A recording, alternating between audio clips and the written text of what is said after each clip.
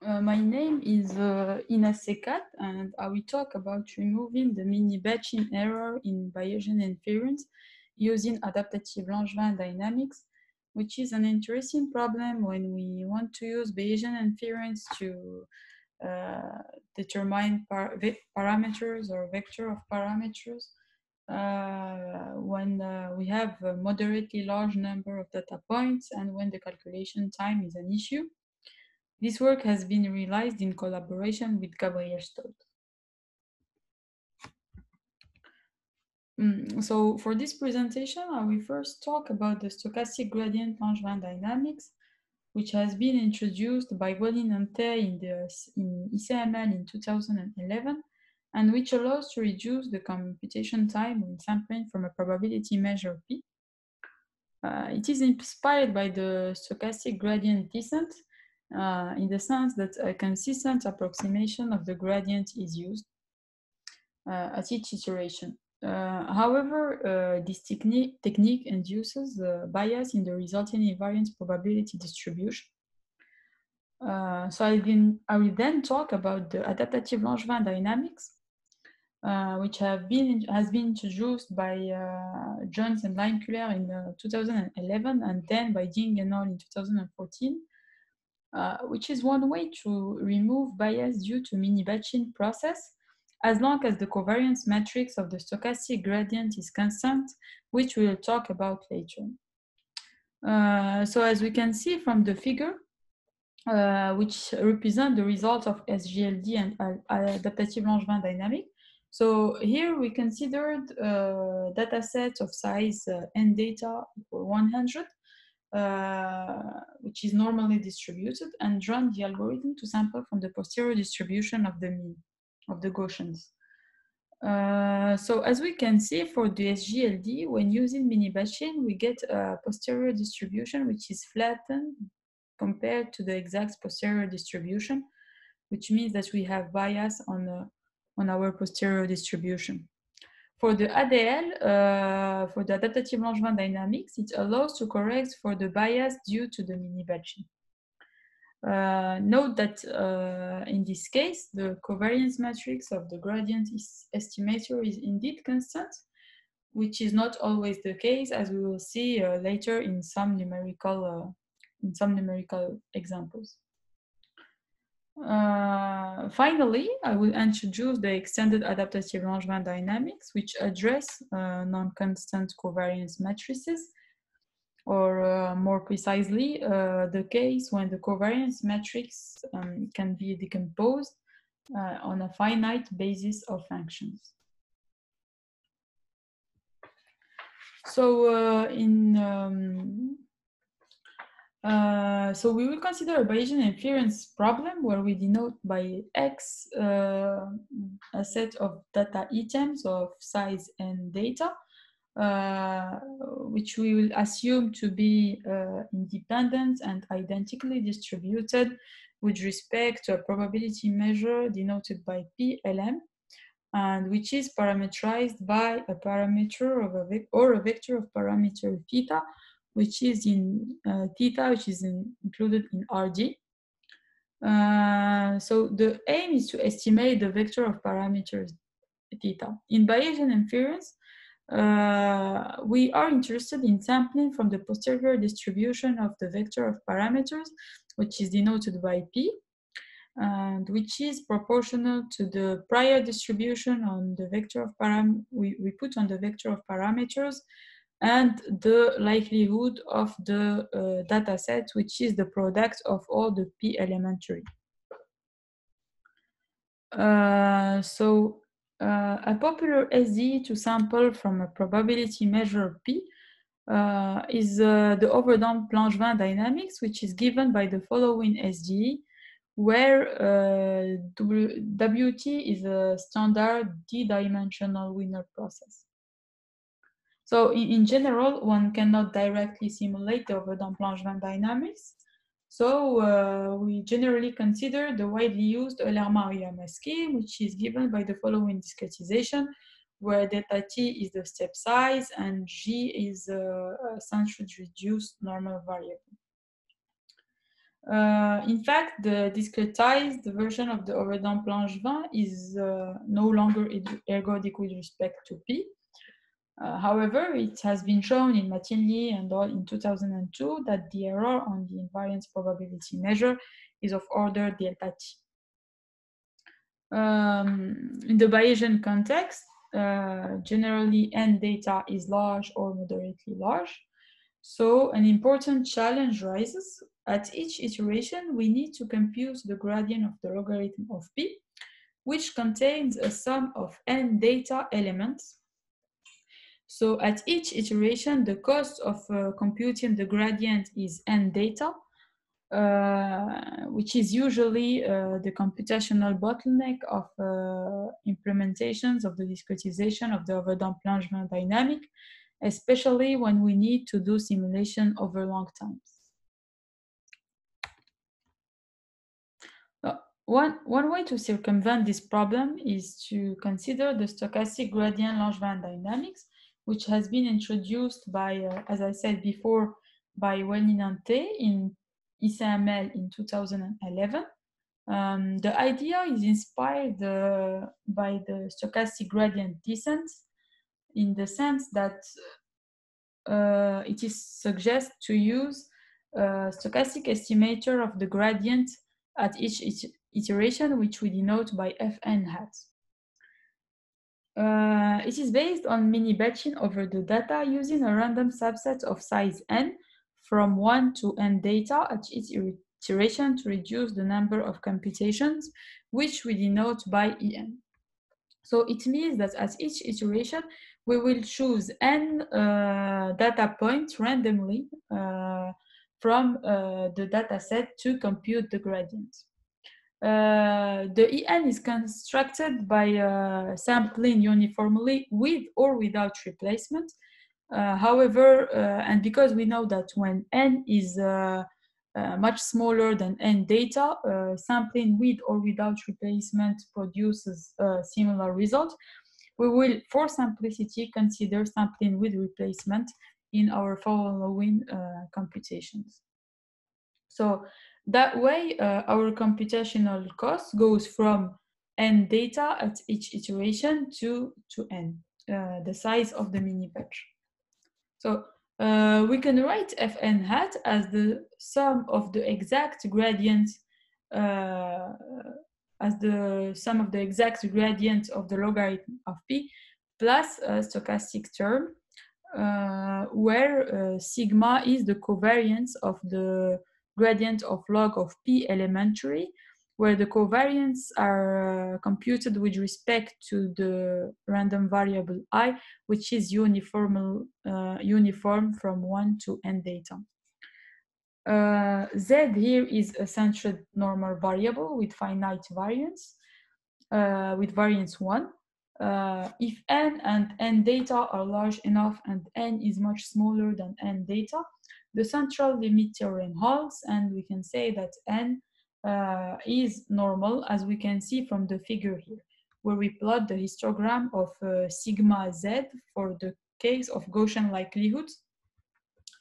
However, if we consider that n is of order 1 and n data is moderately large, the Gaussian regime does not necessarily hold, as we can see in the first figure here. So nevertheless, we just need for our analysis that Z is centered with finite variance, which is generally the case.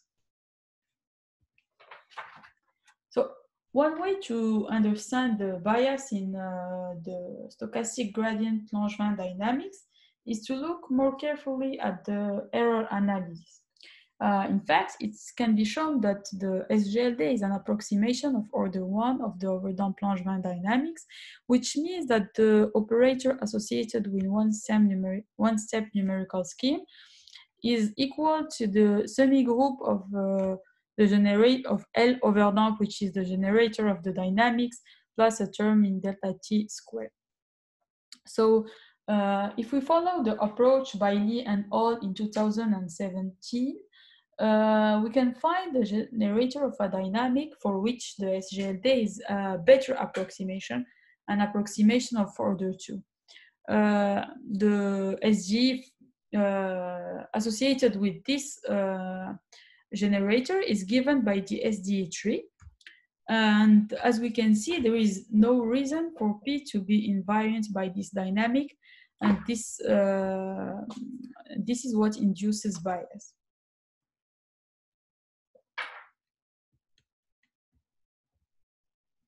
We move now to another way to sample from P. So it has been observed in practice that better sampling of probability measure can be provided by the Langevin dynamics.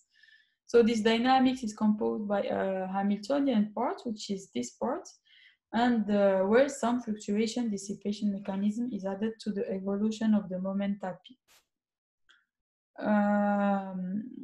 The invariant probability measure of the Langevin dynamics is the Boltzmann-Gibbs distribution, and in particular, the marginal distribution in the theta variable is indeed the probability distribution P.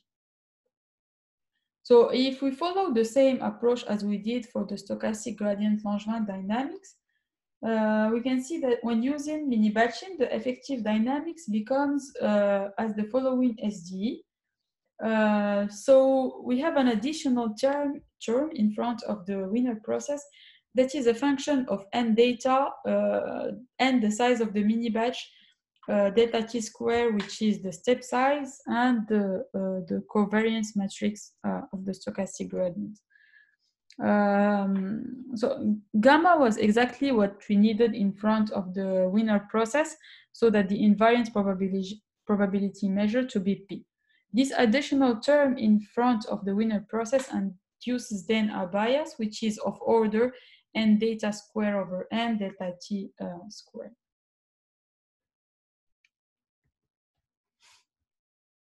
One way to deal with mini-batching error is the adaptative Langevin dynamics. So before recalling these dynamics, we first need to emphasize the main assumption, and which is that the covariance matrix of the stochastic gradient, which is given by sigma x of theta, is constant and does not depend on the value of the parameter. So note that that sigma is not necessarily known. The adaptative Langevin dynamic, which was, as I said, introduced by Jones and Leimkuhler in 2011, and then by Ding and Old in 2014, is given by the following SE, and automatically corrects for the extra noise induced by the mini batching. So here we have A, which is a constant but unknown matrices, and Xi, an additional variable. So Xi will adjust itself to compensate the unknown fluctuation in front of the winner process. Note that Xi is a matrix of dimension d times d, and that Xi is symmetric. This way, the marginal over theta of the invariant probability measure is P wherever the A is. So we don't need to know the value of A for P to be the exact marginal of the invariant probability measure over theta. For the mathematical properties of the adaptative Langevin dynamics, they have been investigated in Leimkuhler, Sachs, and Storz in 2018, where they prove the exponential convergence of the law of the process, and they derive the central limit theorem. So, in this part, we challenge the main assumption of the adaptative Langevin dynamics in a realistic case. So we consider a set of data points to be distributed according to a mixture of Gaussian, which is given by the following formula, where W are the weights, mu1 and mu2 are the centers of the Gaussian, and sigma 1 and sigma 2 are the variance of the Gaussians. So for this numerical example, we consider that the parameters to estimate are the center of the Gaussians, mu1 and mu2, whereas the weights and the variances are given. we put a prior distribution of the vector of parameters mu1, mu2 as a centered normal distribution. In the figure below, we plot the three elements of the matrix of the covariance of the stochastic gradient sigma x, which is symmetric, with respect to mu1 and mu2. So it is clear that the variance depends on the value of the parameters. As we will see later, using the adaptative Langevin dynamics in this case results in bias in the posterior distribution because the main assumption does not hold.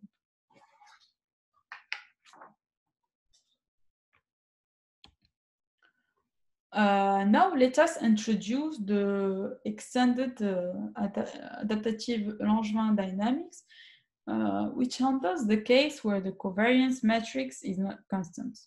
So we first assume that A can be decomposed in a finite basis of functions, such that AK are matrices of dimension D times D and are symmetric we need to know that AK are need not to be positive, although A theta is a symmetric positive matrix. So if K is equal to 0 and F0 is the identity function, we recover the assumption, the main assumption of the adaptative Langevin dynamics, which means that this dynamics is sufficient to remove the bias due to the mini-batching.